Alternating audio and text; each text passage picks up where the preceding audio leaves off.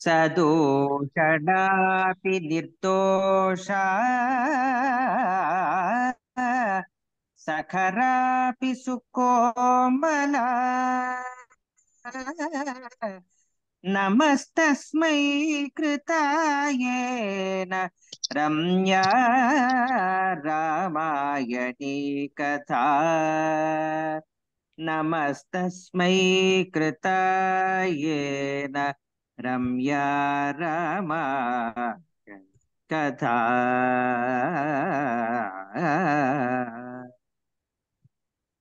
ओ मधुरम मधुरम। धन्योऽसि नरेन्द्र। नलचम्पु श्लोकः भवन्तः सर्वे जानन्ति वा? सर्वे जानन्ति, सर्वे जानन्ति। अनेके पंडिताः अत्र सम्प्राप्ताः, सर्वेभ्यः नमस्ते। ओम श्री गुरुभ्यो नमः। श्रुतिस्मृतिपुराणानाम् आलयं करुणालयं नमामि भगवत्पादशङ्करं लोकशङ्करम्।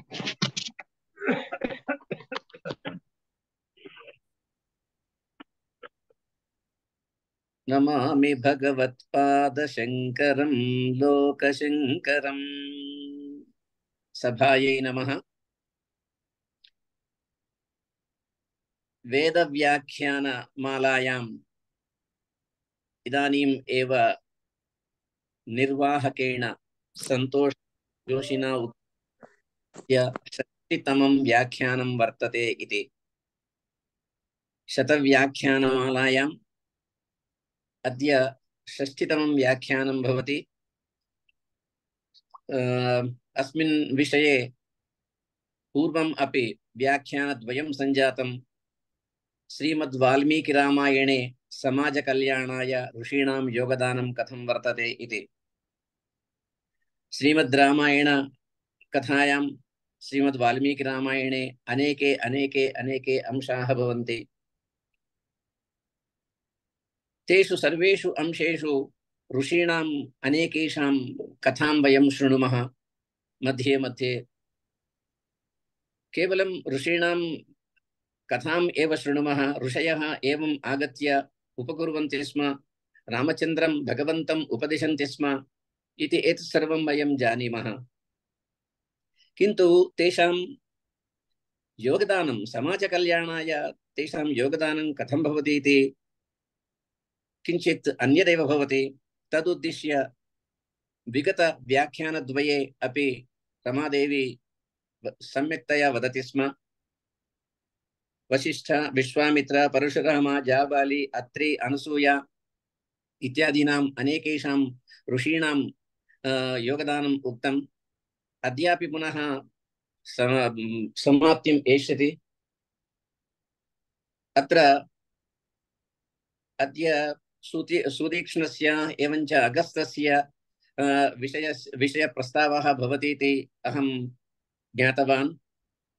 भगवान् श्रीरामचन्द्रः एव स्वयम् उक्तवान् यत् विद्धि मां ऋषिभिस्तुल्यम् इति। विद्धि मां ऋषिभिस्तुल्यम् इति श्रीरामचन्द्रः एव उक्तवान् अहं ऋषितुल्यः इति।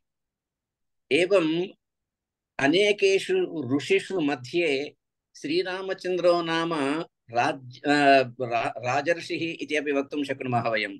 श्रीरामचन्द्रः कश्चन ऋषिः आसीत्।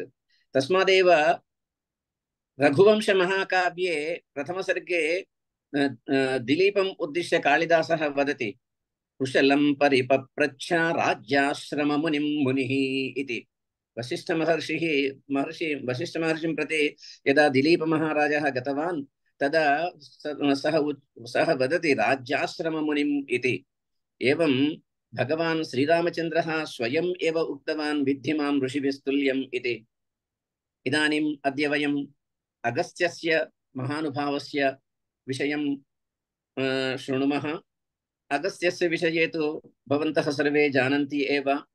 अगस्त्यश्च वसिष्ठश्च तत्र ऋषि सम्बभूवतुः बहुधा पतितं रेतः कलशे च जले स्थले स्थले वसिष्ठे तु मुनिः సంబభూవర్షి సత్తమః కుంభే స్తువగస్త్య సంభూతః తస్మాదేవ తస్య నామ కుంభసంభూతः इति तादृशस्य अगस्त्यस्य विषयम् अद्य विषयप्रस्तावः भवति वयं शृणुमः अद्य षष्टितमं व्याख्यानम् एवञ्च समाजकल्याणाय ऋषीणां योगदानम् इति व्याख्यानत्रये अन्तिमं व्याख्यानं भवति वयमिदानीं रमादेवीतः शृणुमः रमादेवीम् आह्वयामः नमस्सभाये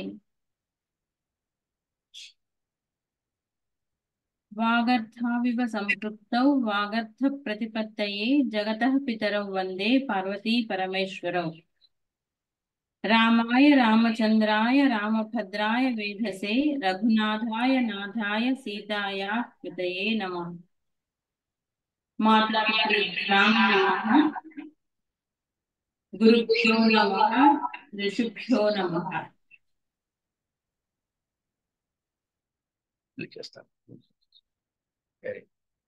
నమస్సభాయి నిన్న మనం రాముడు అరణ్యానికి ప్రవేశించడం రాముని మునులందరూ చేరి తిరభంగాశ్రమంలోని మునులందరూ చేరి ఆయనకు తన బాధలన్నీ తెలుపుకోవడం అక్కడ ఉన్నటువంటి యజ్ఞ వాతావరణాన్ని ఆ బ్రాహ్మీ లక్ష్మిని మొత్తం మనం చూసాం అక్కడ ఉన్నటువంటి సమిధ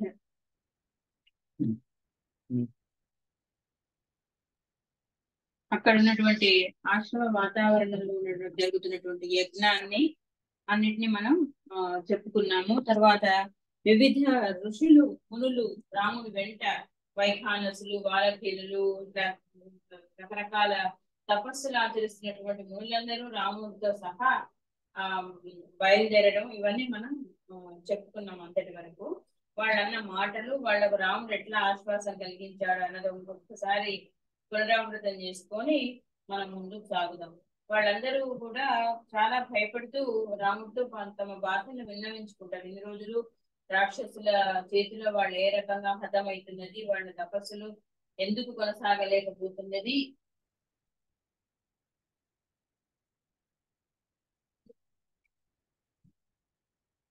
అట్లా బాధలు చెప్పుకుంటున్నటువంటి మునులను గురించి మనం ఒక 2-3 శ్లోకాలను చూద్దాం. మహర్షి మాటలు. అభిగమ్య చ ధర్మజ్ఞ రామం ధర్మభృతాంవరం ఊచుకు పరమధర్మజ్ఞం ఋషి సంఘాహ సమాహితాః. శరభంగుడు శరీరంగా స్వర్గానికి వెళ్ళేసరికి వాళ్ళకి ఎక్కడ లేని ఊపు ఉత్సాహం వచ్చాయి. అటువంటి తపస్సే మేము చేయాలి అన్న కోరికతోటి ఆ తపస్సు నిర్విఘ్నంగా చేయడానికి రాముడి యొక్క రక్షణ వాళ్ళకు అవసరం అని తెలుసుకొని వాళ్ళందరూ రాముడి దగ్గరికి గుంపులుగా వచ్చి పడతారనమాట. ఎన్ని రకాల ఋషులు ఉన్నారో నిన్న మనం చెప్పుకున్నాం. అప్పుడు చెప్తున్నాడు అభిగమ్యత ధర్మజ్ఞ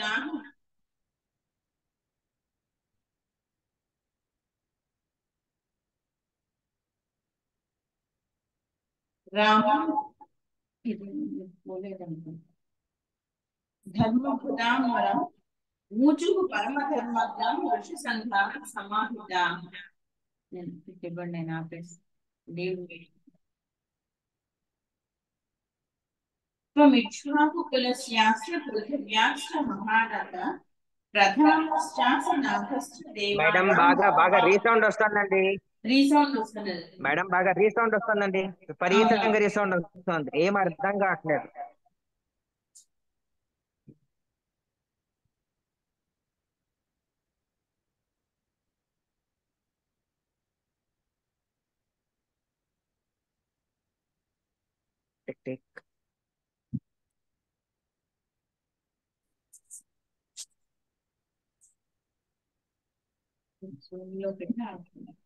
ఇప్పుడు సంతోష్ గారు ఇప్పుడు కరెక్ట్ గా ఉందా? ఓకే మేడం, ఇప్పుడు ఓకే. ఇంకొక ఇన్స్ట్రుమెంట్ పెట్టడం వల్ల అదే నేను ఇక్కడ డిస్కనెక్ట్ అయ్యేసరికి నా ఫోన్ నుంచి కనెక్ట్ చేశాను. విశ్రుతః త్రిషులోకేషు యశసా విక్రమేణ చ పితృభక్తిశ్చ సత్యంచ ధర్మశ్చ త్వయి పుష్కలః. వాళ్ళందరూ ఆయనకు కితాబులు ఇస్తున్నారు. నువ్వెంత సత్యవంతుడివి, ఎంత పితృభక్తి పరాయణుడివి, ఎంత ధర్మం ఉన్నది, నువ్వెంత యశస్సును విక్రమాన్ని సంపాదించుకున్నావు, నువ్వే ఇప్పుడు మాకు నాథుడివి, నగరస్థమైన వనస్థమైన త్వం నో రాజా ధనేశ్వర అని చెప్పుకుంటారు. అప్పుడు రాముడు వాళ్ళతో చెప్తున్నటువంటి మాటలు, త్వాం ఆసాద్య మహాత్మానం ధర్మజ్ఞం ధర్మవత్సలం అర్థిత్వాన్ నాథ వక్ష్యామః తచ్చనః క్షంతుమర్హసి. వాళ్ళు చాలా భయపడుతూ ఉన్నారు ఈ మాట. మమ్మల్ని క్షమించండి, మిమ్మల్ని ఇట్లా అర్థిస్తున్నాము అని చాలా బాధాతప్త హృదయాలుగా చెప్పుకుంటుంటే, మళ్ళా ఇంకొకటి కూడా యాడ్ చేస్తున్నారు వాళ్ళు. ఏమని? ఆయన బాధ్యతను గుర్తు చేస్తూ, అధర్మస్తు మహాంస్తాత భవేత్ తస్య మహీపతే యో హరేత్ బలిషడ్భాగం నచ రక్షతి పుత్రవత్. ఎవరైతే పుత్రుల్లాగా రక్షించలేదో, ఏ రాజైతే వాళ్ళ తపస్సు నుంచి కొంత భాగం గ్రహిస్తూ కూడా వాళ్ళకి ఎక్కడ లేని పాతకాలు వచ్చి చుట్టుకుంటాయి అన్నట్లుగా అది చాలా అధర్మము అని చెప్పి చెప్తారు వాళ్ళు. ఎందుకంటే రాజును కూడా ధర్మబద్ధంగా చేయవలసిన బాధ్యత ఋషుల మీద ఉంటుంది. యుంజానః స్వానివ ప్రాణాన్ ప్రాణైరిష్టాన్ సుతానివ నిత్యయుక్తః సదా రక్షన్ సర్వాన్ విషయవాసినః. ఎట్లా రక్షించాలా? స్వానివ ప్రాణాన్, ప్రాణైః ఇష్టాన్ సుతానివ, ప్రాణాలగాను ప్రాణాల కంటే మించినటువంటి తన సొంత కొడుకుల్లాగాను రాజు వాళ్ళను సదా రక్షిస్తూ ఉండాలి అని చెప్పి విన్నవించుకుంటారు. తర్వాత ఋషుల యొక్క ప్రధానత్వాన్ని కూడా రాజు గుర్తు చేస్తున్నారు. యత్ కరోతి పరం ధర్మం మునిర్ మూల ఫలాశన. ఇంత కష్టపడి కందమూలాలు తింటూ కూడా వీళ్ళు ఏదైతే యజ్ఞం చేస్తున్నారో, తత్ర రాజ్ఞశ్చ చతుర్భాగః ప్రజా ధర్మేణ రక్షతః. అప్పుడే ఆ ప్రజా ధర్మేణ రక్షతః తత్ర రాజ్ఞశ్చ చతుర్భాగః, అందులో కొంత భాగం రాజుకు వెళ్తుంది అని తమ యొక్క విన్నపాలన్నీ కూడా చెప్పుకుంటారు. తర్వాత వాళ్ళు ఎంత బాధపడుతున్నారో చెప్తున్నాడు. వానప్రస్థ గణో మహాన్ సోయం బ్రాహ్మణ భూయిష్టో వానప్రస్థ గణో మహాన్ త్వన్నాథో అనాథవద్ రామ రాక్షసైర్ బాధ్యతే భృశం. విన్నాడు, నాథుడు ఉన్నాడు గానే దశరథుడు అన్న రాజు వాళ్ళగా ఎట్లా చిత్రించుకున్నారు? అనాథుడిలాగా మిగిలిపోయాం మేము, కాబట్టి నువ్విప్పుడు మాకు నాథుడివి అని చెప్పుకున్నారు అని ఆ గుట్టలు గుట్టలుగా పడున్న మునుల శరీరాలను చూపిస్తున్నారు. రాక్షసుల చేతిలో సంహరించబడ్డటువంటి మునులను. ఏహి పశ్య శరీరాన్ని మునీనాం భావితాత్మనాం హతానాం రాక్షసైర్ ఘోరైః బహుధా వనే బహూనాం. ఎంతమంది, ఒకళ్ళ ఇద్దరా, వందల మంది, వేల మంది మా భావితాత్మలు, అంటే ఎంతో మంచి ఊహలు చేయగలిగినటువంటి మునులను, భవిష్యత్ దర్శనులను, మంత్రద్రష్టలను చంపేసినటువంటి రాక్షసులు ఇది యథేచ్ఛంగా తిరుగుతున్నారు ఈ వనాల్లో. ఈ గుట్టలను చూడండి అని ఫస్ట్ శరీరాన్ని అని చూపించుకుంటున్నారు. తతః త్వాం శరణార్థం చ శరణ్యం సముపస్థితాః పరిపాలయను రామ వ్యధమానాన్ నిశాచరైః. ఎంత వ్యధపడుతున్నామో చూడు ఈ నిశాచరుల చేతిలో. వీళ్ళందరినీ కూడా పారద్రోలి మాకు నువ్వు పరిపాలన చెయ్యి అని పరిపాలయ అంటారంటే ఇప్పుడు మనకు బాగా అర్థమవుతుంది. రాముడు రాజ్యాన్ని వదిలిపెట్టాడు కానీ రాజుగా తన బాధ్యతలను వదిలిపెట్టలేదు అని. ఎందుకంటే వాళ్ళు పరిపాలించు, నువ్వే మాకు నాథుడివి, నీ శరణు వచ్చాం మేమందరం అని చెప్పుకుంటున్నారు. చాలా బాధాతప్త హృదయంతో రాముడు కూడా ప్రతిస్పందిస్తాడు. ఆ దుస్థితికి కారణం తన తండ్రి యొక్క నిర్లక్ష్యము, నిరాసక్తత, నిరాదరణ అని అవన్నీ తలుచుకుని ఉంటాడు ఆయన. నైవమర్హత మాం వక్తుం ఆజ్ఞప్తోహం తపస్వినాం కేవలేనాత్మకార్యేణ ప్రవేష్టవ్యం మయా వనం. అయ్యా, మీరు నన్ను ఇంత బతిమలాడుతూ భయపడుతూ చెప్పుకోవాల్సిన పనే లేదు, నిజానికి మీరు నన్ను ఆజ్ఞాపించాలి ఇది అని ఎంత పెద్దరికం ఇస్తున్నాడు రాముడు. చూడండి ఎంత హంబుల్ గా, ఎంత వినమ్రంగా. నైవమర్హత మాం వక్తుం, నాకు మీరు చెప్పకండి, మీరు ఆజ్ఞాపించండి మహాప్రభు. ఎందుకు అంటే ఇది నా కోసమే, ఇది నా పని. కేవలేన ఆత్మకార్యేణ ప్రవేష్టవ్యం మయా వనం. నేను వనాలకు వచ్చిన కారణం ఏంటి అంటే అది నా పని మీద, మీకు సహాయం చేయడం కాదు. మీకు సహాయం చేయడం అనేది నా ప్రథమ కర్తవ్యం, నా బాధ్యత అన్నట్టు చెప్తున్నాడు. విప్రకారం అపాకృష్టం. ఇప్పుడు వీళ్ళు చేసినటువంటి ఈ విప్రకారం రాక్షసై భవతామిమాం హితుహుతు నిర్దేశకరః ప్రవిష్టోహమిదం వనం. దశరథుడు కూడా అందుకే గప్చుగా అయిపోయి ఉంటాడు. ఏమని అంటే ఆయనకు ఏతావాత తెలుసుంటుంది తను చేసినటువంటి నిర్లక్ష్యానికి ఎన్నో అడవులు అరణ్యాలను మనం కోల్పోతున్నాము అన్నటువంటి విషయం. అందుకే ఆయన కూడా రాముడు అడవికి పోతున్నాడు అంటే చాలా ఏమీ చేయలేక ఊరుకున్నట్టు ఊరుకుండిపోయాడు. కానీ రాముడి అవసరం రాజ్యంలో కంటే అరణ్యంలో ఉన్నది అనేది ఇక్కడ మనకు స్పష్టంగా మరొకసారి తెలుస్తున్నది. భవతాం అర్ఘ్య సిద్ధ్యర్థం ఆగతోహం యదృచ్ఛయా తస్య మే అయం వనే వాసో భవిష్యతి మహాఫలః. మళ్ళీ మీ యొక్క అర్థాన్ని సిద్ధించడానికి కూడా నేను ఇక్కడికి వచ్చాను. ఎదృచ్ఛగా అంటే ఏదో యాదృచ్ఛికంగా వచ్చాను. స్వామి కార్యం స్వకార్యం అన్నట్టుగా మాట్లాడుతున్నాడు ఆయన. ఎందుకంటే ఎక్కడా కూడా క్రెడిట్ తీసుకోవడం రాముడికి ఇష్టమే ఉండదు కాబట్టి. తస్య మే అయం వనే వాసో భవిష్యతి, ఎంతో నిశ్చయంగా చెప్తున్నాడు, ఈ వనంలోనే నా నివాసం ఉంటుంది. తపస్వినాం రణే శత్రూన్ హంతుమిచ్చామి రాక్షసాన్ పశ్యంతు వీర్యం ఋషయః స భ్రాతుర్మే తపోధనాః. ఇంకా ఇక్కడ ఉండి నేను మీ యొక్క శత్రువులందరినీ రణంలో ఎట్లా రక్షిస్తానో మీరు చూస్తారు, పశ్యంతు చూడండి అని చెప్పి వాళ్ళకి అభయం ఇచ్చాడు. అప్పుడు వాళ్ళందరినీ వెంట పెట్టుకొని ఆయన వెళ్తున్నాడు. ఎందుకు వెంట పెట్టుకొని వెళ్తున్నాడు ఇంకా ఇంకా గహనమైన అరణ్యాల్లోకి అంటే, వాళ్ళు ఉండడం అనేది కారణాలే కాదు, వాళ్ళు ఉండడం వల్ల తన కర్తవ్యాన్ని గుర్తు చేస్తూ కారణాలుగా ఉండడమే కాకుండా వాళ్ళకు సాధనాలు కూడా. ఎందుకంటే వీళ్ళ కోసం కదా రాక్షసులు వెతుక్కుంటూ వస్తారు నరవాసన. అప్పుడు రాముడి పని ఇంకా సులభమవుతుంది. ఎందుకంటే ఋషుల కోసం రాక్షసులు వస్తారు, రాక్షసుల సంహారం చేయడమే ఈయన ప్రధాన కర్తవ్యం. కాబట్టి వాళ్ళని వెంట పెట్టుకొని వాళ్ళు కూడా అంతే, మేము కూడా సమిధలమైతాము ప్రపంచాగ్నికి అన్నట్టుగా ఆయన వెంట బయలుదేరతారు. ఎవరి వెంట? రాముడి వెంట. ఎందుకంటే రాముడి మార్గం సుగమం చేస్తూ ఆశ్రమం. అప్పుడు ఆయన ఆహ్వానిస్తే ఇంకా కొందరు ఋషులు వస్తారు. వాళ్ళల్లో సుతీష్ణుడు వీళ్ళందరూ ఉంటారు.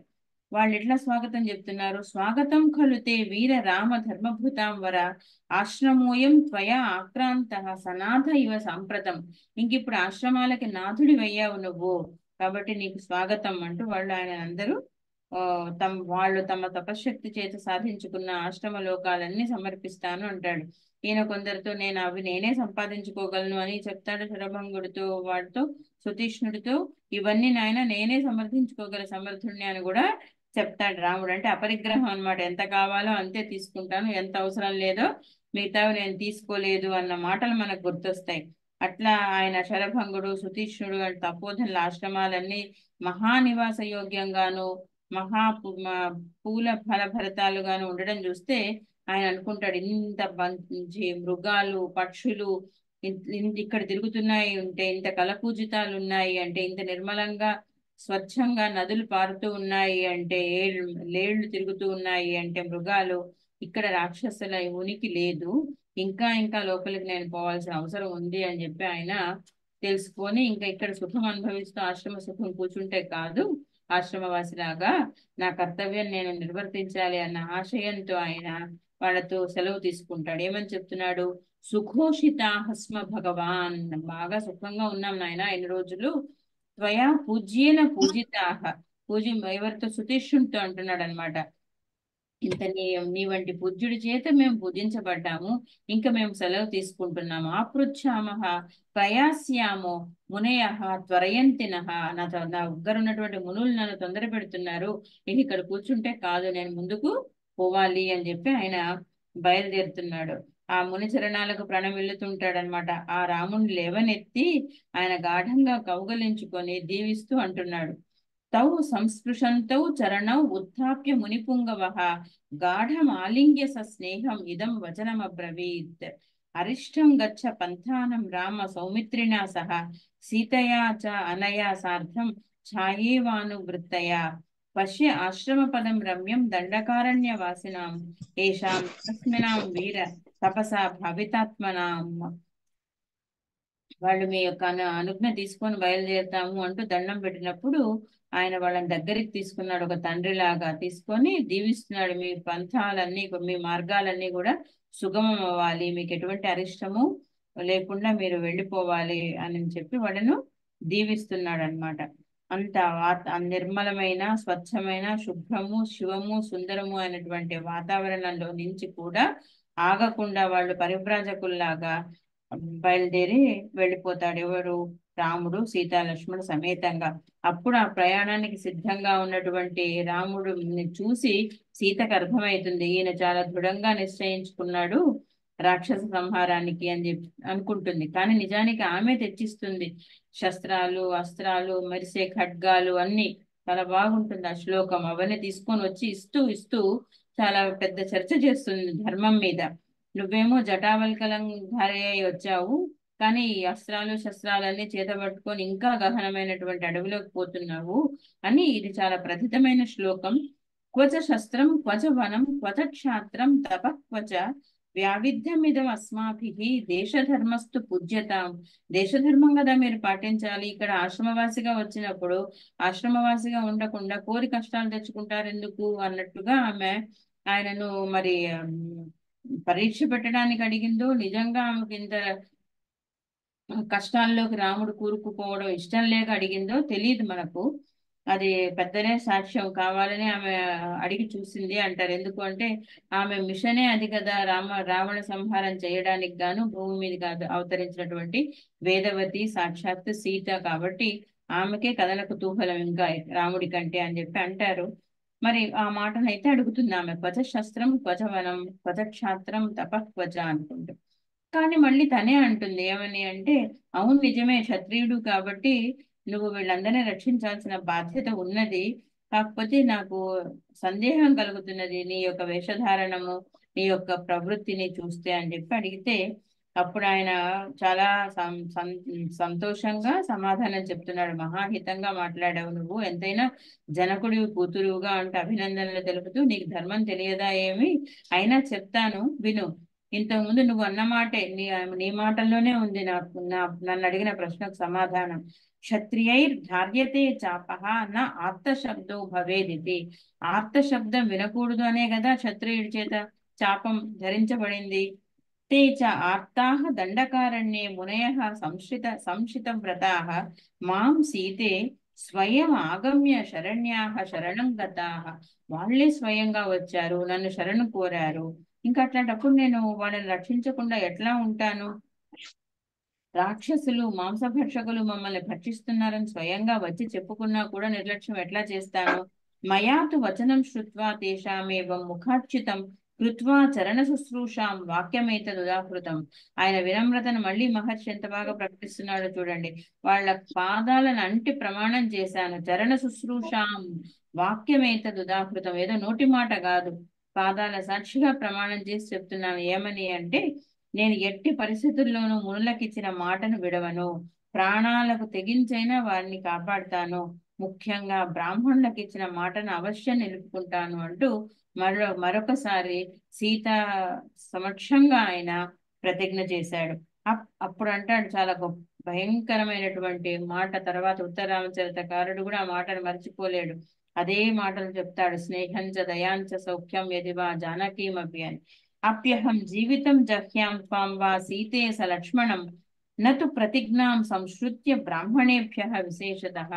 నిన్ను కాదు, నా జీవితాన్ని కాదు, ఆ లక్ష్మణుణ్ణి కాదు, అందరినీ వదిలిపెట్టగతానేమో, కానీ నేను బ్రాహ్మణులకు ఇచ్చినటువంటి మాటను మాత్రం, ప్రతిజ్ఞను మాత్రము వదిలిపెట్టను, పాటించి తీరుతాను అని చెప్పి ఆయన ఆమె సమక్షంలో మళ్ళీ ఒకసారి ప్రతిజ్ఞ చేస్తాడు.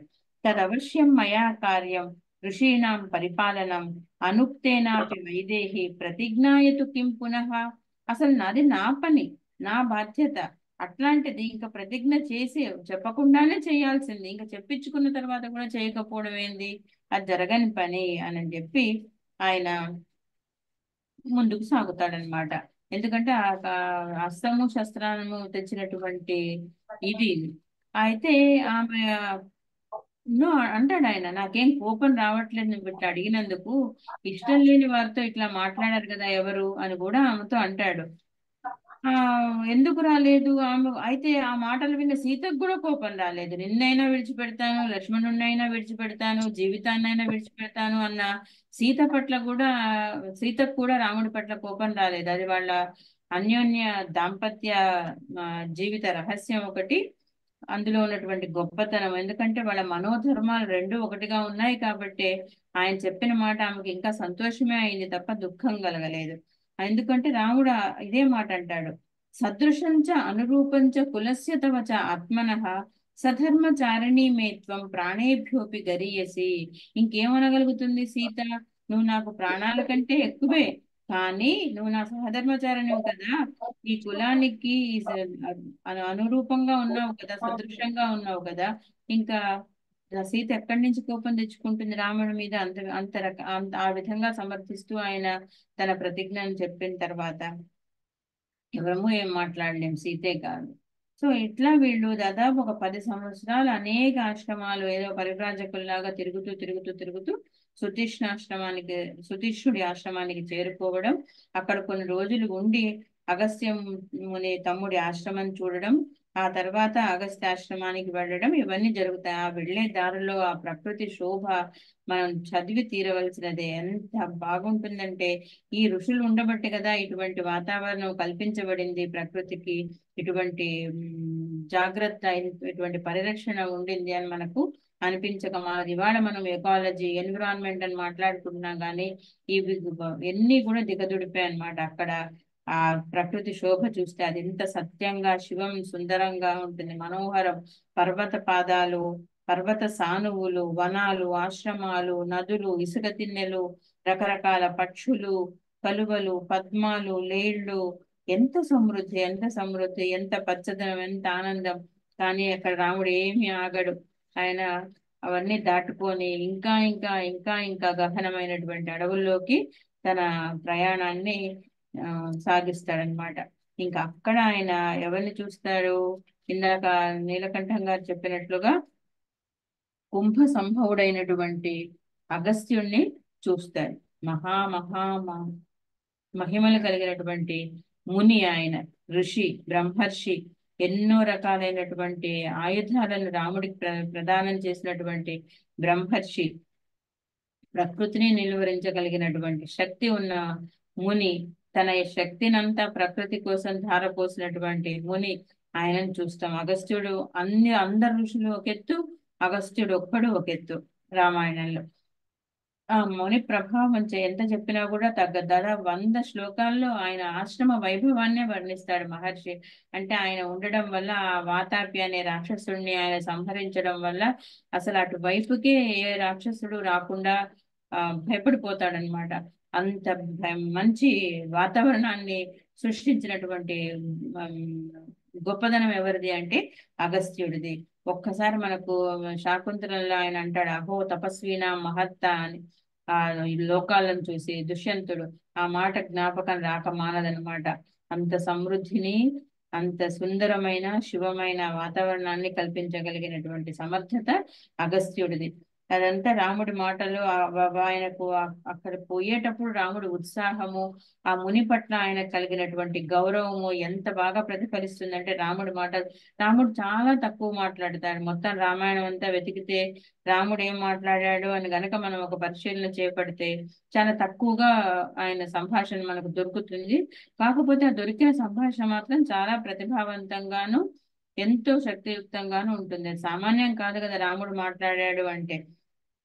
అట్లా మాటలు ఆయన తమ్ముడికి చెప్పుకుంటాడు అనమాట. ఇదంతా అగస్త్యుడి యొక్క గొప్పతనాన్ని చెప్పుకుంటూ ఈ వాతాపి ఇల్వలుడ కథ అంతా కూడా లక్ష్మణుడికి చెప్తూ రాముడు మహా ఉత్సాహంగా అగస్త్యుడి దగ్గరికి పోతాడు. ఎందుకంటే అగస్త్యుడి దగ్గరికి పోయాడు అంటే ఆ ఒక్క ఎపిసోడ్ చదవడానికే మనకు చాలా సమయం పడుతుంది. ప్రతి పదము అందులో అర్థవంతమైనటువంటి పదమే ఆ శ్లోకాల్లో. ఆయన ప్రాంజలి అయి అగస్త్యుడిని సమీపిస్తాడు రాముడు. రాజా సర్వస్య లోకస్య. అప్పుడు అగస్త్యుడు ఆయన ఆహ్వానించి ఇట్లా అంటున్నాడు, రాజా సర్వస్య లోకస్య ధర్మచారి మహారథ పూజనీయశ్చ మాన్యశ్చ భవాన్ ప్రాప్త ప్రియా అతిథికి. కానీ ఆయన ఎంత బాగా పలకరించాడు అగస్త్యుడు, అంత గొప్ప అగస్త్యుడు కూడా రాముణ్ణి. రాజా సర్వస్య లోకస్య ధర్మచారి మహారథ పూజనీయశ్చ మాన్యశ్చ భవాన్ ప్రాప్త ప్రియ అతిథి. రాముడు అనుకోలేదు తను రాజు అని, కానీ సర్వ ప్రపంచం అనుకుంది రాముడిని రాజు అని చెప్పి. ఆయన అంత బాగా పలకరించి అన్ని విధి విధాయకంగా పూజించి తన దివ్య ధనస్సును, అస్త్రాలను ఆశీపురస్సరంగా సమర్పిస్తాడు. ఆతిథ్యంతో పాటుగా దివ్యమైనటువంటి ఆతిథ్యాన్ని కల్పిస్తాడు. సీతాదేవిని బ్రహ్మాండంగా మెచ్చుకుంటాడు. నభూతో న భవిష్యత్, ఇటువంటి భార్య నీకు దొరకడం అనేది అని చెప్పి చాలా ఉత్సాహపూరితంగా ఆమెకు ఉత్సాహం నింపేటట్లుగా ఆయన మాట్లాడతాడు సీతాదేవిని అభినందిస్తూ ఆశీర్వదిస్తూ. ఆయన ఆశ్రమిస్తూ అంటున్న మాటలు చూద్దాం, మహర్షి మాటలు. ఇదం దివ్యం మహచ్చాపం హేమరత్న విభూషితం వైష్ణవం పురుష వ్యాఘ్ర నిర్మితం విశ్వకర్మణ అమోఘ సూర్య సంకాశో బ్రహ్మదత్త శరోత్తమ దత్తో మమ మహేంద్రేణ తూణీ చాక్షయ సాయకౌ సంపూర్ణౌ నిశితైర్బాణై జ్వలద్భిరివ పావకై మహారజత కోశోయం అసిహి హేమ విభూషిత. ఆ ఖడ్గం, బంగారు ఊరగల ఖడ్గం ఇస్తున్నాడు. ఎవరు? ఈ సువర్ణ ఖడ్గం దేవేంద్రుడు ఇచ్చాట. అట్లాగే మహత్ చాపాన్ని ఇచ్చాడు, దివ్యమైనటువంటి చాపము, హేమరత్న విభూషితం, వైష్ణవ చాపం. అది ఎవరు నిర్మించారు? నిర్మితం విశ్వకర్మణ అమోఘ సూర్య సంకాశో. ఎట్లాంటి సంకాశం దానికి అంటే అమోఘమైన, ఎటువంటి పాపము లేనటువంటి, సూర్య సమాన కాంతి కలిగినటువంటి, బ్రహ్మదత్తమైనటువంటి శరము అది అది ఇస్తాడు. ఇట్లా ఎన్ని బ్రహ్మదండం, విష్ణుదండం, ఇన్ని దివ్య ఖడ్గాలు అన్ని ఆయనకు ఇస్తాడు. అనేన ధనుషా రామ హత్వా సంఖ్యే మహాసురాన్ అజహార శ్రియం దీప్తాం పురా విష్ణుర్ దివౌకసాం. ఇది సాక్షాత్తు విష్ణుమూర్తే ఉపయోగించినటువంటి ధనుసు అని చెప్పి, ఆ ఖడ్గం అని చెప్పి ఆయనకి ఇస్తాడు. విష్ణువు వాడిన ఖడ్గం ఇన్ని రోజులు అది అగస్త్యుడి అధీనంలో ఉన్నాయన్నమాట. అది ఇప్పుడు భద్రంగా దాచి రామభద్రుడికి ఆయన సమర్పిస్తున్నాడు. ఇంకా ఇన్ని ఆయుధాలు ఇచ్చాడు, తన పని అయిపోయిందని ఏం వెనక్కి తిరిగి చూడకుండా వెళ్తాడా అంటే అట్లా ఏం లేదు. ఆయన ఎంతో బాగా ఆయనకు తర్వాత వచ్చి సహాయపడతాడు. అయితే ఆయనకు చెప్పేటప్పుడు, ఆయన వీడ్కోలు చెప్పేటప్పుడు కొన్ని శ్లోకాలు ఉన్నాయి. అవి మనం చదివి తీరవలసిన శ్లోకం. ఎందుకంటే ఇంకా అక్కడితోటి 10 ఏళ్ల వనవాసం పూర్తయిపోయింది. రావణ సంహారానికి రోజులు దగ్గర పడుతున్నాయి కాబట్టి తన అస్త్రాల గురించి, తను ఇచ్చినటువంటి వాటి గురించి అంతా వర్ణించి ఎట్లా వచ్చాయి, ఎట్లా ఉపయోగించుకోవాలి చెప్పి వాటిని ఇచ్చిన తర్వాత ఆయన చెప్తున్నాడు. ఏమని అంటే, తతో అబ్రవీన్ మునిశ్రేష్ఠ శ్రుత్వా రామస్య తద్వచః ధ్యాత్వా ముహూర్తం ధర్మాత్మ ధీరో ధీరతరం వచః. ఆయన రాముడికి అన్ని రాముడు కూడా తిరిగి ఆయనకు చాలా కృతజ్ఞతలు తెలుపుకుంటాడు. ధన్యోస్మి అనుగృహీతోస్మి యస్య మే మునిపుంగవః గుణైః స భ్రాతృ భార్యస్య వరదః పరితుష్యతి. ఇంతమంది మమ్మల్ని సంతోషపెట్టావు నువ్వు అని కృతజ్ఞతాపూర్వకంగా అందరిలో ఘటిస్తున్నటువంటి రాముడితోటి మళ్ళీ ఆయన అంటున్నాడు. ఏమని? ఇతో ద్వియోజనే తాత బహుమూల ఫలోదకః దేశో బహుమృగ. అదిగా ఆయనకు కావాల్సింది. ఆ మృగాలు సంచరించాలి, అక్కడ మారీచుడు బంగారు జింకలాగా రావాలి, సీతాదేవి ఆ మాయలో పడాలి. అవన్నీ మనకి ఒక్క శ్లోకంలో తెలిసిపోతుంది. దేశో బహుమృగ శ్రీమాన్ పంచవట్యభివిశ్రుత తత్ర గత్వా ఆశ్రమపదం కృత్వా సౌమిత్రినా సహ రంస్యసే త్వం పితుర్వాక్యం యథోక్తం అనుపాలయన్. ఇంక ఇన్ని రోజులు పితుర్వాక్య పరిపాలన ఒకెత్తు, ఇప్పుడు నువ్వు చేయవలసినటువంటి పాలన ఒకెత్తు, పితుర్వాక్య పరిపాలనం అది కూడా. రంస్యసే, ఒక పక్క రంస్యసే అంటున్నాడు, చాలా సంతోషంగా ఉండగలుగుతావు నువ్వు వీళ్ళందరితోటి కలిసి, భార్యతో, తమ్ముడితో, సౌమిత్రినా సహా. కానీ అక్కడే నువ్వు అసలు కథకు బీజం వేస్తావు అన్నట్లుగా చెప్తున్నాడు. పితుర్వాక్యం యథోక్తం అనుపాలయన్. కాలోయం గతభూయిష్టో యః కాలస్తవ రాఘవ సమయో యో నరేంద్రేణ కృతో దశరథేనతే. అసలు సమయం ఇప్పుడు ఆసన్నమైంది. 14 సంవత్సరాల్లో వనవాసంలో చాలా వరకు గడిచిపోయింది. ఇంకిప్పుడు అసలు సమయం ఆసన్నమైంది. తీర్ణ ప్రతిజ్ఞ కాకుత్సహ. నీ ప్రతిజ్ఞను తీర్చుకున్న వాడివి కాగలవు. సుఖం రాజ్యే నివత్స్యసి ధన్యస్తే జనకో రామ స రాజా రఘునందన యః త్వయా జ్యేష్ఠపుత్రేణ యయాతిరివ తారితః.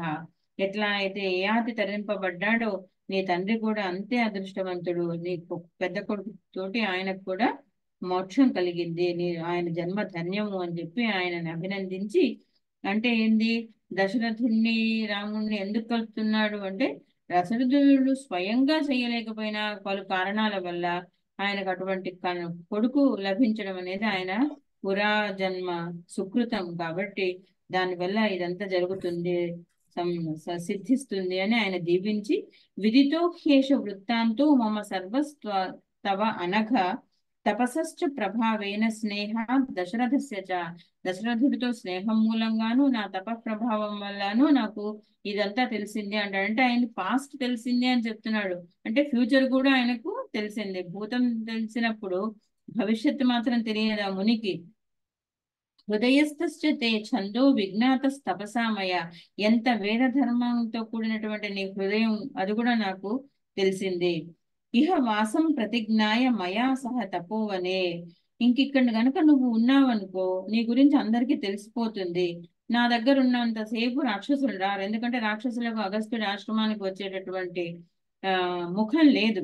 ఆయన చేసే వాతాపిని జీర్ణం చేసుకున్న విధం చూస్తే ఏ రాక్షసుడు రిస్క్ తీసుకొని అగస్త్యుడి వైపు తొంగి చూడడు. కాబట్టి నా దగ్గర ఉన్నావు అనుకో నువ్వు మహాసుభద్రంగా ఉండిపోతావు, కాబట్టి ఇక్కడి నుంచి వెళ్ళిపో అన్నట్టుగా ఆయన చెప్పేస్తున్నాడు. ఇహ వాసం ప్రతిజ్ఞాయ మహాసహ తపోవనే వసంతం త్వాం జనాః సర్వే జ్ఞాస్యంతి రఘునందన, అతశ్చ త్వామహం బ్రూమి గచ్చ పంచవటీమితి. అసలు వసంతం ఎక్కడికి వెళ్ళాలా? పంచవటికి వెళ్ళాలా. ఇక్కడ నిజానికి వసంతం, ఇది వసంతం అన్నది శత్రు ప్రత్యయంలో, వసంతం అంటే నివసిస్తున్నటువంటి నిన్ను, కానీ నేనే అర్థంలో తీసుకున్నానంటే రాముడే వసంతం. కానీ ఇక్కడ రాముడు ఈ వసంతం ఇక్కడ కాదు కావాల్సింది, ఎక్కడికి తీసుకురావాలి? ఆయన మొత్తం ప్రపంచానికి వసంతం తీసుకురావాలి. అట్లాగే వివేక చూడమంలో ఆయన శంకరాచార్యులు చెప్తాడు కదా, సదా వసంతం అన్నట్టుగా శివస్తోత్రంలో ఉన్నట్టు ఈయన వసంతవత్ లోకహితం చరంతః, రాముడు ఇక్కడ కూర్చుంటే కాదురా నాయన నువ్వు పోయి పంచవటికి పో అని చెప్తాడు. వసంతం త్వాం, నాకు వాల్మీకి మహర్షి నన్ను క్షమించాలి, వసంతం అన్న దానికి వసంతంగా తీసుకున్నందుకు నన్ను. వసంతం త్వాం జనాః సర్వే జ్ఞాస్యంతి రఘునందన, అతశ్చ త్వామహం బ్రూమి గచ్చ పంచవటిమితి. నువ్వు పంచవటికి వెళ్ళిపో, ఎందుకంటే పంచవటికి వెళ్ళాడంటే అక్కడ మొత్తం రాక్షసుల గుంపే ఉంటుంది. సహి రమ్యో వనోద్దేశో మైథిలి తత్ర రంస్యతే, అది ఎంత ఆకర్షణీయంగా ఉంటుంది అంటే మైథిలి అక్కడ చాలా సంతోషంగా గడపగలుగుతుంది. ఎందుకు? గోదావరి సమీపము, అక్కడ మంచి ఫలమూలాలు ఉన్నాయి, మంచి మంచి పక్షులు ఉన్నాయి, ఇట్లా చెప్తాడు. కానీ నాకు ఇందులో ఏమనిపించింది అంటే ఇంకా ఆయనను త్వరపడి అక్కడికి వెళ్ళమనడంలో ఉద్దేశం ఏంది అంటే ఆయన యొక్క లక్ష్యాన్ని తొందరగా చేరుకోమని చెప్పి అగస్త్యుడు ఆయనకు ఆజ్ఞ కల్పించాడా అని అనిపించింది. సో అట్లా రాముడు అగస్త్యుడి దగ్గర సెలవు తీసుకొని ముందుకు దండకారణ్యంలోకి వెళ్ళిపోతాడు. అయితే ఇన్ని ఆయుధాలు ఇచ్చి పంపించాను కదా, ఇక నా పని అయిపోయిందని అగస్త్యుడు ఏమి రాముడి కార్యనిర్వహణలో బాధ్యత వహించకుండా ఉండడు. ఆయన మళ్ళా తిరిగి ఎప్పుడైతే నిరాశ నిస్పృహ ఒక రకమైనటువంటి నైరాశ్యం కమ్ముకుంటుందో రాముడిని, అప్పుడు ఆ మానసికంగా శారీరకంగా అలసినటువంటి రాముడికి సహాయపడడానికి వస్తాడు, ఆదిత్య హృదయంతో వస్తాడు.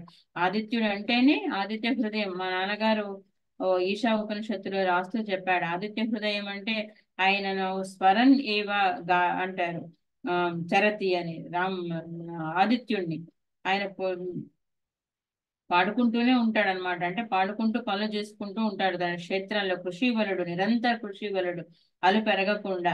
అది ప్రపంచం కోసం పనిచేసేటటువంటి వాణ్ణి, తన కోసం కాకుండా ప్రపంచం కోసం యజ్ఞం చేసేటటువంటిదే అసలైనటువంటి యజ్ఞము అని చెప్పి అది ఆదిత్య హృదయం అంటే అని చెప్పి ఒక అర్థం చెప్పారు. అది మళ్ళా ఒకసారి ఎప్పుడైనా సమయం వచ్చినప్పుడు, క్రితంసారి నా ఈశోపనిషత్తులో చెప్పాను, అట్లాగే మళ్ళీ ఒకసారి ఇప్పుడు కూడా ఈ ఆదిత్య హృదయం అన్న దానికి మనం ఆ ద్వాదశాదిత్యులు, ఆయనకు ఇన్ని రకాల పేర్లు ఉన్నాయి, అవన్నీ ఒక్కొక్క కార్యాన్ని ఆయన చేసేటటువంటి పనులను చెప్తూ ఈ 12 పేర్లు రావడము, దాదాపు 30 శ్లోకాల్లో ఉంది ఆదిత్య హృదయము.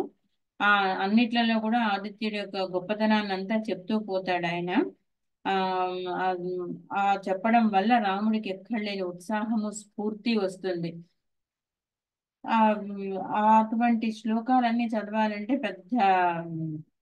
చాలా సమయం కావాలి. కాబట్టి నేను ఆదిత్య హృదయాన్ని ఈ కన్క్లూజన్ లో చెప్తాను. ఆదిత్య హృదయం అంటే కేవలం అది సూర్యస్థుతి కాదు, సూర్యస్థుతి కాకుండా ఈ మొత్తం ఏదైతే ఏకం సత్ అని తీసుకున్నారో విప్రులు,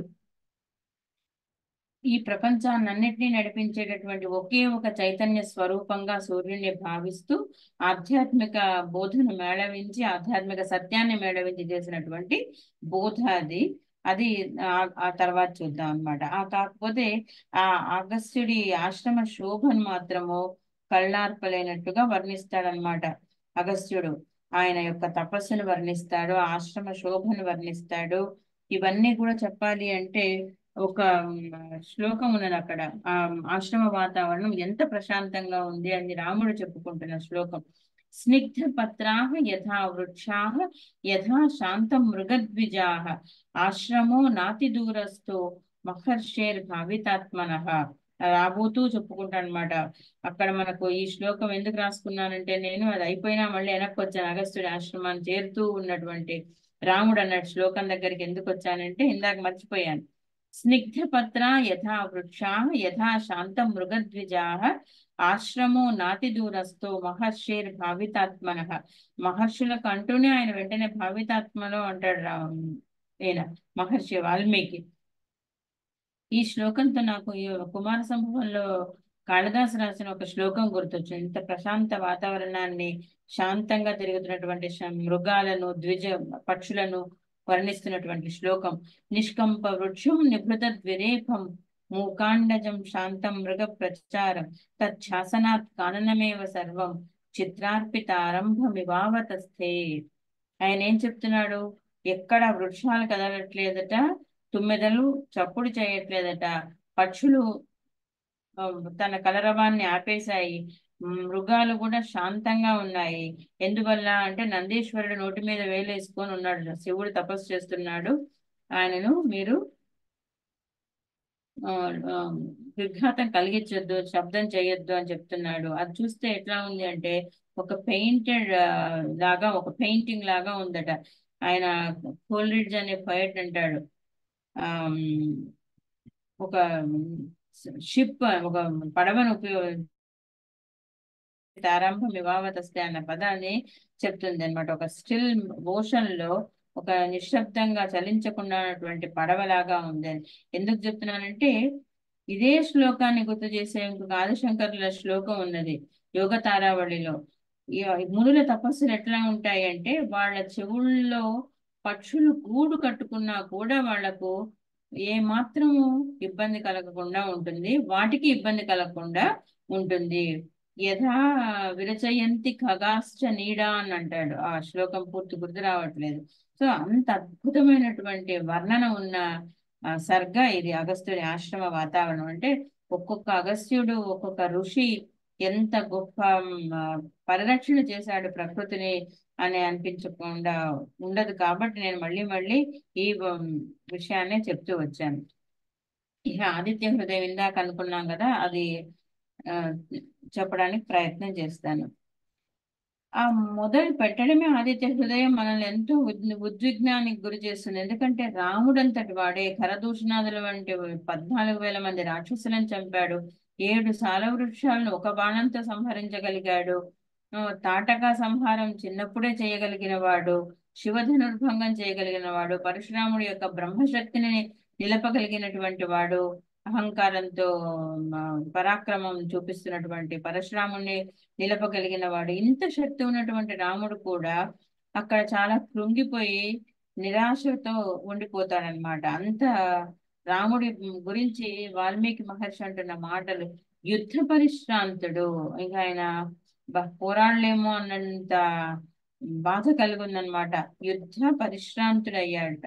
తతో యుద్ధ పరిశ్రాంతం సమరే చింతయా స్థితం రావణం జాగ్రత్తో దృష్ట్వా యుద్ధాయ కృత నిశ్చయ.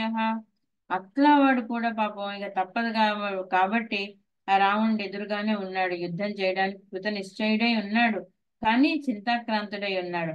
అప్పుడు వచ్చాడు అగస్త్యుడు. ఎక్కడి నుంచి వచ్చాడో, కొండంత బలం అందజేయడానికి వచ్చాడు అన్నట్లుగా రావడమే ఆశీస్సులతో వస్తాడు. రామ రామ మహాబాహో శృణు గుహ్యం సనాతనం ఏన సర్వాన్ అరీన్వత్స సమరే విజయిష్యసి. రావడమే ఆయన విజయ వాక్కులు చెప్తున్నాడు. ఓ వత్స, నాయన, సమరే విజయిష్యసి, ఏం సందేహం లేదు, నువ్వు దీనిలో గెలుస్తావు, ఈ యుద్ధంలో గెలిచి తీరుతావు అని ఆ ఉద్బోధన కూడా చూడండి. రాముణ్ణి మహాబాహో, మహాబాహు అని చెప్పడం అంటే అంత నీకు భుజబలం ఉన్నది కాబట్టి నేను చెప్పేటటువంటి ఈ సనాతనమైనటువంటి గుహ్యమైనటువంటి రహస్యమైనటువంటి దీన్ని విను నువ్వు అని చెప్పి వాత్సల్యం కురిపించి ఓదార్పునిచ్చి కరుణ చూపించి ఆశీస్సులిచ్చి ప్రోత్సహించి ఆయన మొదలు పెడతాడు. అంత మంచి ఆదిత్య హృదయం అది. ఆ ఈ మీకు ప్రసంగం అంతా అయిపోయిన తర్వాత సమయం ఉంటే మా ఉమ్, భర్త నీలకంఠం గారు కానీ నరేంద్రుడు కానీ అది చదివి వినిపిస్తారు మనకు. ఆ ఆదిత్య హృదయాన్ని బోధిస్తూ ఆయన సూర్య భగవానుడి దయా హృదయాన్ని కూడా మన కళ్ళ ముందు నిలుపుతాడు. ఇందాక మనం చెప్పుకున్నాం కదా, ఆయన తిరుగుతూ తిరుగుతూ అలు పెరగకుండా పెద్ద క్షేత్రాన్ని దున్నుతూనే ఉంటాడనమాట. ఈ ప్రపంచం అనే దాన్ని, అదే చైతన్య స్వరూపం. అతని సమస్త కళ్యాణ గుణాలను పరమాత్మ స్వరూపాన్ని సాక్షాత్కరింపజేస్తాడు. సమస్త ప్రాణుల అంతర్యామిగా లోపల బయట అన్ని దిశలా వెలుగులు విరజిమ్మే వెల్పులకు వెల్పు అయిన సూర్య భగవానుడు సమస్త లోకాలను సర్వదా కాపాడేవాడు అని చెప్తూ ధైర్యాన్ని, ఉత్సాహాన్ని, తేజస్సును నింపి రాముడి నిస్తేజాన్ని ఒక్క క్షణంలో దూది పింజలా ఎగరగొట్టి వచ్చినవాడు వచ్చినట్టే వెళ్ళిపోతాడు. యథాగతం అంటాడు.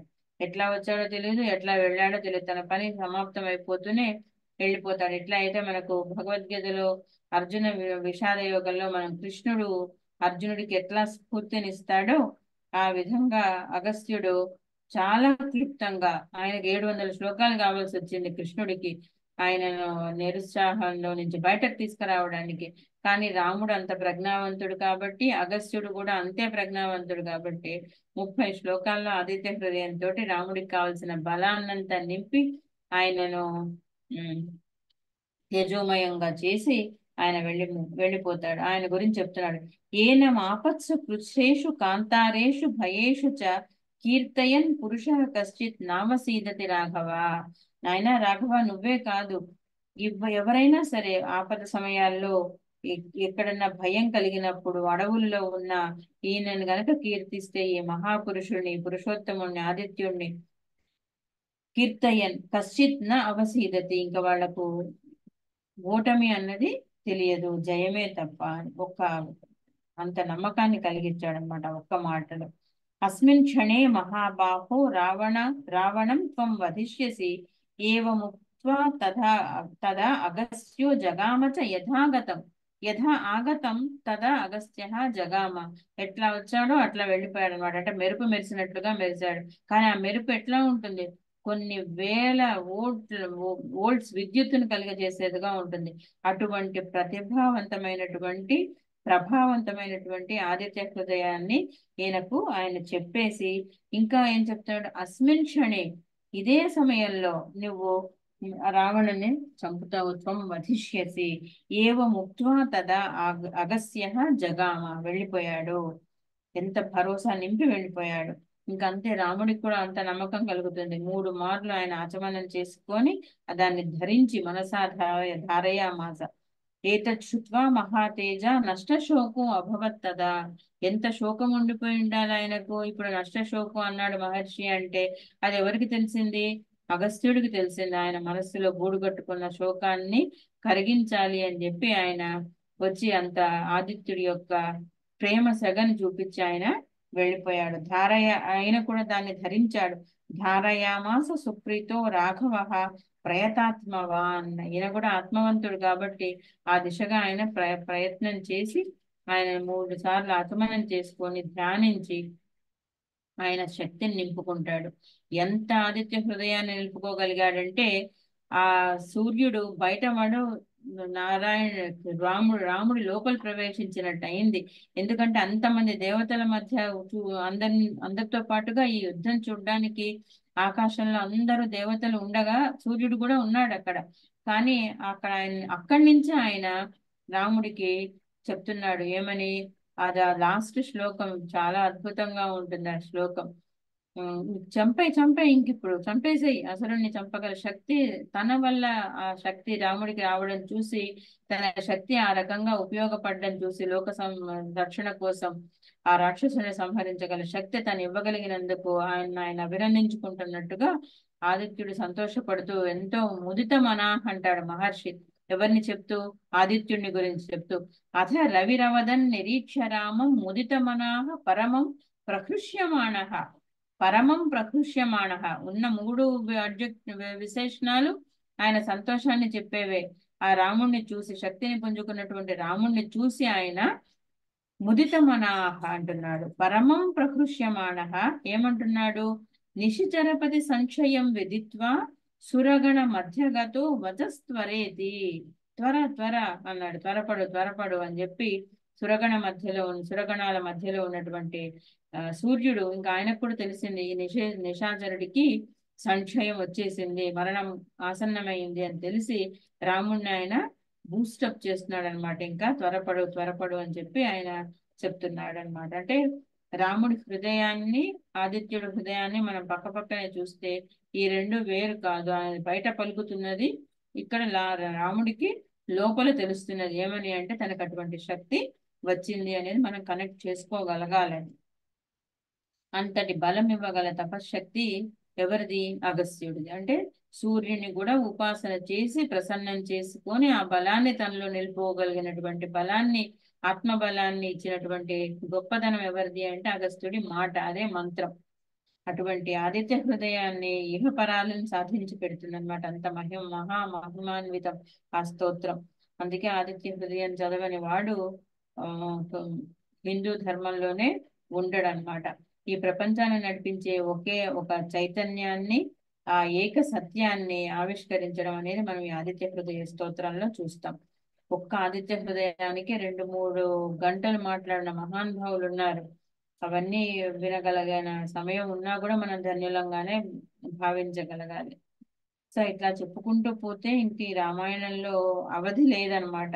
ఇందులో మనకు తెలుసుకుంటున్నది అడుగడుగున మనం ఋషులను ప్రత్యక్షం చేసుకున్నాం, మునులను, ఋషితుల్యుల వంటి మనుషులను.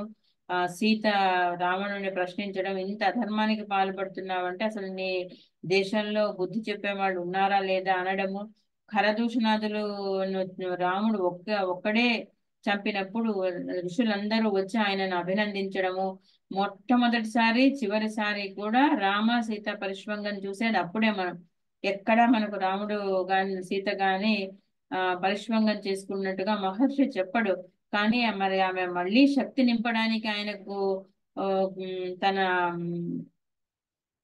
ఇది కౌగిలి ఇచ్చిందా తెలియదు, లేక ఆయన సంతోషాన్ని, ఆయన చేసినటువంటి అసుర సంహారాన్ని చూసి సంతోషించిన శక్తి, మహాశక్తి, పరాశక్తి సీత రూపంలో ఆయనను అభినందించిందా మనకు తెలియదు. కానీ ఋషులతో పాటు రాక్షస సంహారానికి ఎదురు చూసి ఆయనతోటి ఆ సంహారాన్ని చేయించి ఆయనను అభినందించి ఆయన వెంటనే ఉన్నటువంటి సీతాదేవి కూడా పెద్ద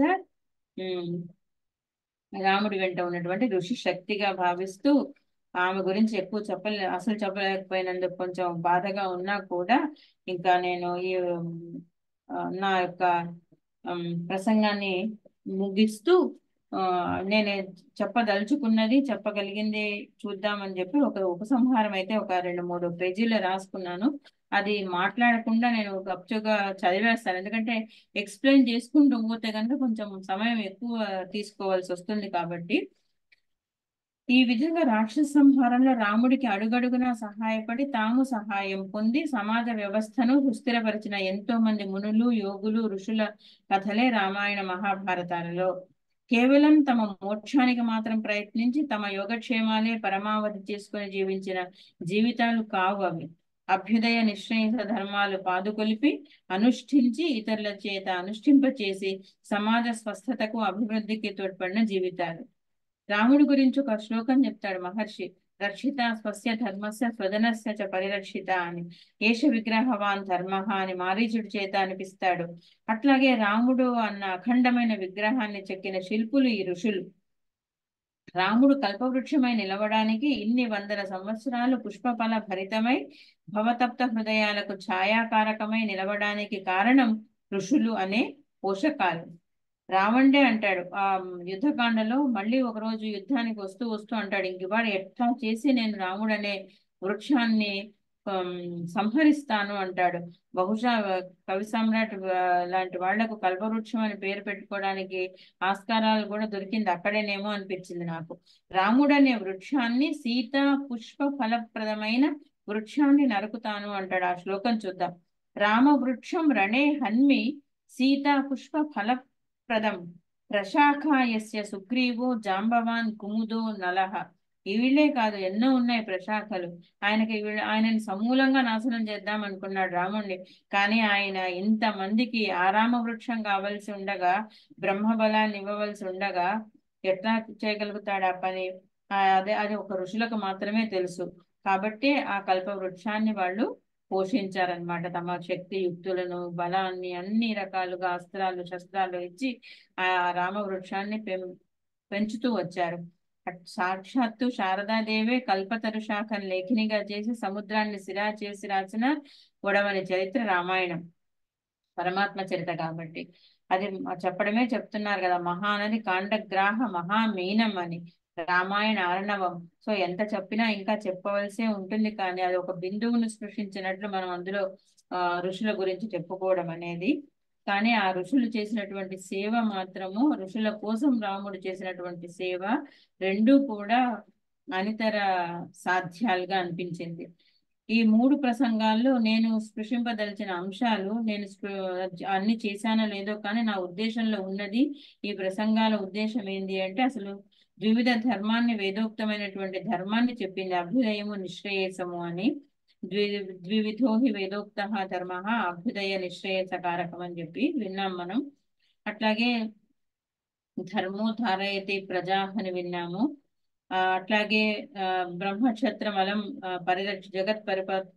జగత్తుని పరిపాలించడానికి ఈ 2 బలాలు చాలు అనుకొని సంబంధ భాష్యంలో శంకరుడు చెప్పినటువంటి మాటలు విన్నాము. బ్రహ్మబలం, క్షత్రబలం ఆ 2 ఎట్లా పరస్పరం పూరకాలుగా ఉంటాయో చెప్పాలనుకున్నాను.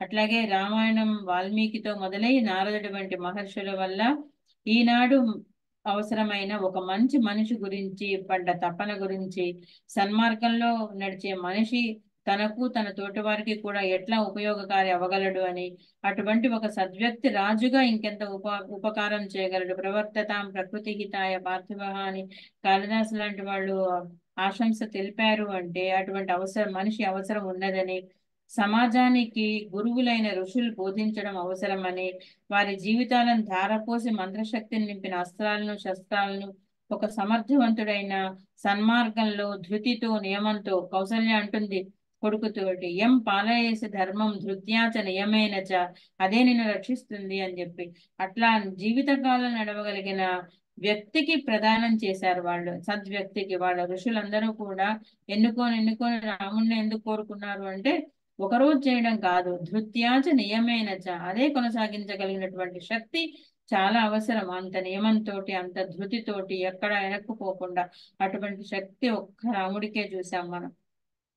ఆ రాజు కూడా ఎటువంటి వాడై ఉండాలి, నా విష్ణు పృథ్వీపతి అన్న విధంగా ప్రజల్ని కన్నబిడ్డలుగా కడుపులో పెట్టుకొని కాపాడడం, దాని గురించి అంతేకాక క్షాత్ర బలమైన బ్రాహ్మ బలమైన తన స్వార్థం కోసం, స్వలాభం కోసం ఉపయోగించుకుంటే అవి ఎట్లా నిలువరించబడాలి అన్న దానికి ఉదాహరణగా పరశురాముని ఉదంతం చెప్పుకున్నాం. బాధ్యత కలిగిన గురువు ఒక వ్యక్తిని తన బలహీనతల్ని అధిగమించి బ్రహ్మశ్రిత్వం పొందే వరకు ఏ విధంగా పడినాడు, అతని శక్తియుక్తులు ఏ విధంగా లోక ఉపకారకాలైనవి, అభిజాత్య ధోరణులు, వర్గ పోరాటాల దృష్టితో కాదు ఆ అంశాలను చూడాల్సింది అని విశ్వామిత్రుడు వశిష్ఠుడి విషయంలో చూశాము. విద్యా వ్యవస్థలో బోలుతనం పనికిరాదని, సానుభూతితోటి మనం ఇచ్చినటువంటి అర్హతలు వాళ్ళకి ఏ రకంగా పనికిరావని, సమాజానికి కాని వానికి కల్పవృక్షాలను పెంచగలిగిన గట్టి విత్తనాలను సృష్టించేదిగా ఉండాలని ఈ ప్రసంగం ఉద్దేశం చెప్పడం, ఇవి విశ్వామిత్రుడు వశిష్ఠుడి పాత్రల ద్వారా చూపించడం కూడా ఒక ఉద్దేశము. అట్లా తర్వాతనే ఆ సతీ అనసూయ వంటి ఋషిపత్నుల యోగదానము, నాస్తిక మతావలంబి అయిన జాబాలివాదం నాస్తిక మతం మాట్లాడడంలో తప్పు లేదు, కానీ ఆ నాస్తిక మతం ఏమని బోధిస్తున్నది, సంబంధ బాంధవ్యాలను కూడా దెబ్బతీసే విధంగా ఉన్నది. ఇప్పుడు ఇవాళ మనం నష్టపోతున్నాము అంటే, ఈ తల్లిదండ్రులే పిల్లలకు బరువైతున్నారు, పిల్లలే తల్లిదండ్రులకు బరువైతున్నారు అంటే కారణం స్వార్థం పెరిగిపోవడం. ఆయనే చెప్తాడు కదా, తండ్రి లేదు, తల్లి లేదు, ఇహమే ముఖ్యము, పరం అన్నది లేనే లేదు, స్వర్గం అన్నది లేనే లేదు, ఇక్కడ సుఖాలు సంతోషాలు అనుభవి. అదే ఆయనకు రాముడికి ఇంత ధర్మ విరుద్ధంగా మాట్లాడడం ఆయన సహించలేకపోతాడు. ఇటువంటి మనుషులను మనం ఉత్సాహపరచకూడదు, వాళ్ళని నిర్మూలించాలి అన్న వాదం చాపాలి మతాన్ని అది చూద్దాం చెప్దాము అన్న ఇంపార్టెంట్ అయిన ఉదంతం అది. ఎంత మహర్షి అయినప్పటికీ, ఎంత ఋషి అయినప్పటికీ అంత స్వార్థ చింతనను నలుగురికి ఆయన సమాజానికి అందజేయడం అన్నప్పుడు దాన్ని మొక్కలోనే తుంచేయాల్సింది. మా నాయన ఎన్ని రోజులు మిమ్మల్ని పోషించాడు అని చెప్పి ఆయన తన యొక్క వైముఖ్యాన్ని తెలియజేయడము, ఇవన్నీ కూడా మనం అంతేకాకుండా రాముడి అధర్మవర్తనానికి కారణం ఆయన రాజ్యంలో ఒక్క మంచి బోధించే గురువు ఋషి లేదా అని సీత ధైర్యంగా ఆయన అడిగిన విధానము, ఇవన్నీ తర్వాత ఈ సీత రాముడికి ఇచ్చినటువంటి ప్రశ్న, ఆ తర్వాత అన్నిటికంటే ముఖ్యంగా మనకు వేదంలో చాలా చోట్ల వస్తుంది. ఆ మంత్రాలన్నీ నేను చదవడం లేదు. ఆపు అజ్ఞ, ఇది ఆపహ అంటే ఇక్కడ ప్రజలు, వాళ్ళని ఎవరూ బాధించకూడదు, ప్రజలు ఎప్పుడూ అణగదొక్కబడకూడదు, నిరాశపరచబడకూడదు, బాధింపబడకూడదు, ఎటువంటి హింసకు గురి కాకూడదు అనే విషయం మనకు శతపథ బ్రాహ్మణంలో, ఋగ్వేదంలో ఎన్నో వందల మంత్రాల్లో వస్తుందన్నమాట. అవంటే ఇక్కడ బ్రాహ్మణుడు అంటే ఆ బ్రాహ్మణుడు వాళ్ళ యొక్క రక్షణ తీసుకోవాలి అని చెప్తుంది వేదం. బ్రాహ్మణుడు అంటే ప్రతిసారి మనము బ్రహ్మ జ్ఞానం అస్థితి విజానాది బ్రాహ్మణ అని అర్థం చెప్పుకుంటూ పోవాలి, కానీ అది ఒక వర్గం గురించి మనం దాన్ని పరిమితం చెయ్యకూడదు.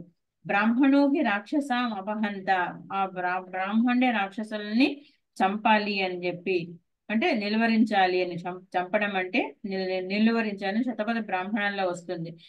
తర్వాత అది వారి నైతిక సాంఘిక బాధ్యత అని చెప్తుంది. ఆ బ్రాహ్మణంలో చాలా మంత్రాలు ఉన్నాయి, అవన్నీ నాకు దొరికాయి, కానీ ఇప్పుడు ఇక్కడ సమయం సరిపోదు కాబట్టి నేను చెప్పట్లేదు. అట్లాగే చదువుకున్నవాడు అంటే సర్వం కల్విదం బ్రహ్మ అన్న దృష్టితో లోకాన్ని చూడగలిగిన వాడు నిజమైన బ్రాహ్మణుడు అని. ఈ ప్రజలందరికీ అతను ముఖంగా ఉండాలంటే ఆయన ఈజ్ అ వాయిస్ అన్నమాట, ఆయన రిప్రజెంట్ చేయాలి, వీళ్ళకి ప్రాతినిధ్యం వహించాలి. ఎన్నో సంవత్సరాలు దశరథుడు పట్టించుకోకపోయినా ఆ ఆశ్రమాలన్నిటినీ రక్షిస్తారు ఋషులు. అదే కదా రాముడికి ఇవన్నీ నీ భూములే, నువ్వే తీసుకో అని చెప్తాడు. అప్పుడు ఆయన అంటాడు, లేదు లేదు నేనే సంపాదించుకుంటాను తిరిగి నా స్వశక్తితోటి అంటాడు రాముడు. అంటే ఛాత్రధర్మం ఎన్ని రోజులు అక్కడ అవలంబించలేదు కాబట్టి ఆ బాధ్యత ఎవరు తీసుకుంటూ వచ్చారు? ఋషులు తీసుకుంటూ వచ్చారు. నిజానికి ఋషులు అంటే మనం చెప్పుకున్న వాళ్ళు లెజిస్లేషన్ మొత్తం చేయవలసినంత బాధ్యత అంతా వాళ్ళ చేతుల్లో ఉంటుందన్నమాట, సమాజ బాధ్యత. వాళ్లకు భుజబలం లేదు కాబట్టి ఎవరిని సహాయం తీసుకుంటారు? రాజుని తీసుకుంటాడు. రాజు ఎవరికి ప్రతీక? ధర్మానికి ప్రతీక. ధర్మం అంటే ఇక్కడ రెండు, బ్రాహ్మణుడి ప్రతీక అని కాదు, ఆయన ఋతానికి ప్రతీక. ఋతం అంటే బ్రాహ్మం. ఆ మంత్రం కూడా ఉన్నది, ఒక్కటి ఇక్కడ చదువుతాను. బ్రహ్మవా ఋతం అని ఒక మంత్రం ఉన్నది. అస్య సర్వస్య బ్రాహ్మణో ముఖం, బ్రాహ్మణో మనుష్యాణం ముఖం అని, బ్రహ్మవా ఋతం అని. ఋతం అంటే ప్రసీమాదిత్యో అస్సుజత్ విదత్త ఋతం సింధవో వరుణస్య యంతి న శ్రామ్యంతి న విముచంత్యేతే వయో న పప్తు రఘుయా పరిజ్వం. ఇదంతా ఇంకా నేను ఇంకొంచెం బాగా దీని మీద పరిశీలన చేయాలి. ఎంత మంచి శ్లోకం దొరికింది. అంటే ఋతం అంటే ఇక్కడ ఈ సర్వ ప్రపంచాన్ని ఒక నియమంతో నడిపించే శక్తి. ఆ శక్తినే ఆదిత్యుడిలో చూడాలని అగస్త్యుడు రాముడికి ఇటువంటి ఆధ్యాత్మిక విద్యను ఆదిత్య హృదయం ద్వారా ప్రసాదించాడని. ఋషులు అంటే ఇంత ఘనతరమైన బాధ్యత వహించే వారిని, అంటే ఋతానికి ప్రతీక ఋషులు. ఋతం అంటే మెంటల్ కన్సెప్షన్, కాస్మిక్ కన్సెప్షన్ అన్నమాట. అంటే ఈ ప్రపంచాన్నంతా నడిపించే చైతన్యాన్ని తీసుకోగలిగినటువంటి శక్తి బ్రాహ్మణులది. ఆ తీసుకున్న శక్తిని సత్యం ద్వారా వాళ్ళు మాట్లాడి మంత్ర రూపంలో దాన్ని అనుష్ఠించేటటువంటి బలాన్ని ఎవరికి ఇస్తారు? క్షత్రియులకు ఇస్తారు. అప్పుడు అది ధర్మం అవుతుంది. ఎందుకంటే ఈ విశ్వాన్ని నిలిపేది ధర్మం. ఆ ఉద్దేశంలోనే బ్రహ్మ క్షత్రియులు ఈ సమాజ పరిరక్షణకు ముఖ్యము. బ్రహ్మం అంటే జ్ఞానము. ఈ ప్రపంచాన్నంతా నడిపే చైతన్యం ఒక్కటే, సర్వం సమానమే అని చెప్పుకోగలిగినటువంటి దృష్టి. అదంతా కూడా మరి నేను ఎట్లా కన్వే చేయగలిగానో, అసలు చేయగలిగానా లేదో అనేది నాకు స్పష్టంగా అర్థం కావట్లేదు. కానీ కొంచెమన్నా నా యొక్క ప్రసంగానికి న్యాయం చేకూర్చాను అని అనుకుంటున్నాను.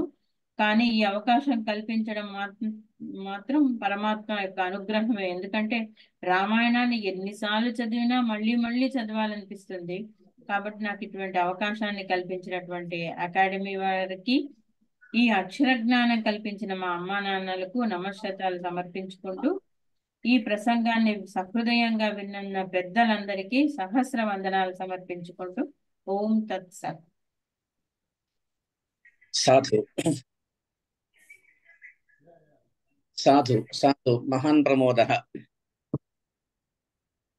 పరమ అద్భుతంగా చెప్పారు అమ్మా. నిజంగా చాలా చాలా బాగుందండి. ఎంత బాగా చెప్పారో. రామాయణం అసలు ఎన్నిసార్లు విన్నా, ఎంతమంది నోట విన్నా, ఎన్ని విధాలుగా విన్నా వింటూనే ఉండాలనిపిస్తుంది. ఏ పాయింట్ ఆఫ్ వ్యూ తీసుకున్నా, ఏ దృక్కోణంలో చెప్పినా, ఏ భాషలో చెప్పినా ఆ అందం, ఆనందం, ఆ జ్ఞానం, అది అలౌకికమైన బ్రహ్మానంద సదృశమైన ఆనందం, ఆత్మానందం అనిపిస్తూ ఉంటుంది. అందులో మృదు మధురమైన మీ స్వరంలో నిజంగా చాలా బాగా చెప్పారమ్మా. చాలా బాగుంది. ఎంతో ఆనందంగా ఉంది. చాలా సంతోషం. ధన్యవాదాలు. లక్ష్మి మేడం గారు నమస్కారం అండి. నమస్కారం అండి. నమస్కారం అండి. రవీంద్ర గారు చెప్పండి.